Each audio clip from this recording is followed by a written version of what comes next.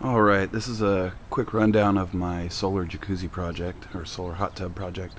Um, it's comprised of three different systems: an electrical system, an air system, and a water system. I built most of this from just scraps that I find, and, well, actually I've spent a fair amount of time at Home Depot as well as Ace or whatever the local hardware store is. So I'm going to try to go through this really quick. I was going to wait until it was completely put together and functional before I went through it, but got a little too excited about it. So this is where it starts. It's a 45 watt solar system that you can get at Harbor Freight. I personally got it on sale for $200. Comes with a controller that you'll find in other videos. That goes to these three boxes. In the top box are just most of my electrical connections. There's some stuff in there that's not hooked up. There's the charge controller. Let's see how many volts we have right now. 12.2. In the bottom two boxes are deep cycle 12 volt batteries. These two happen to be Trojan 110 amp hour deep cycle storage batteries, and the solar power goes to the charge controller, which charges the batteries, shuts it off when it's too high, and limits output when it's too low. Things that are run off the electricity are the water pump and the fans that control the airflow through the heating system, and I'll get to those in a few. The fans are powered directly from the solar panels. They do not get any power from the battery, so when the sun comes up, the fans start blowing and circulating air through the system. I'll show you those here in a second. This is a ice chest, a foam ice chest that I got from work. They were throwing it away, and I kind of use this as my heat exchanger. So here are the fans. They're getting run completely by solar right now. I don't know if you can hear them or not.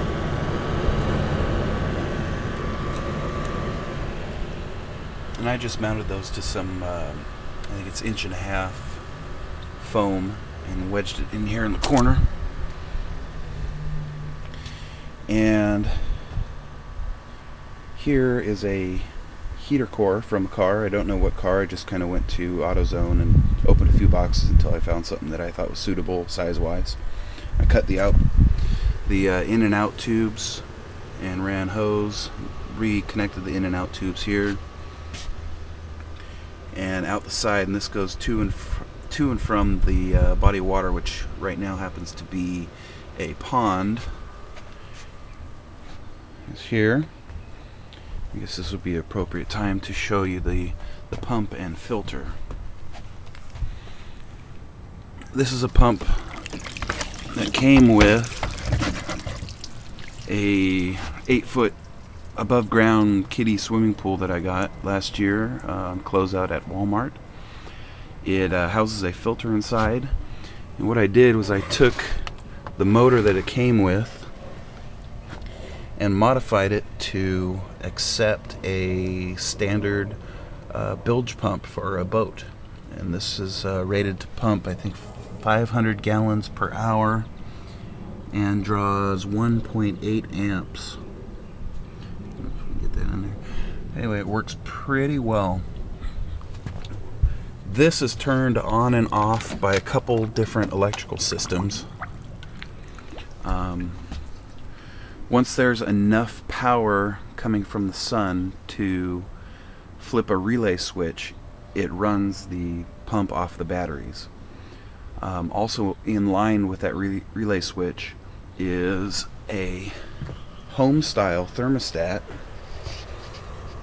which is in this box here, and that measures the inflow temperature. So the heat coming out of the solar furnace is measured, and when that reaches about 100 degrees, it turns the water pump on which pumps water through the heater core. It takes the hot air, the energy from the hot air, and transfers it to the water. I did a rough test a couple days ago when we had some sun. These are just regular kitchen thermometers. Let me see if I can get in there close here. So this one measures the out temperature, and this one measures the in temperature. I had this one up to about 110 degrees, and this one with a system running was measuring about 70 degrees. So it was pulling 40 degrees out of the air and transferring it to the water. And it was as far as measuring the in and out temperature of the water, it was probably about or a little less than 1 degree. It was very hard to differentiate between the temperatures. So I don't know how long it's going to take to heat a hot tub, but I'm pretty sure it will work. So anyway, that's the electrical part. We got the air part that we're moving on to. We already went to the fans.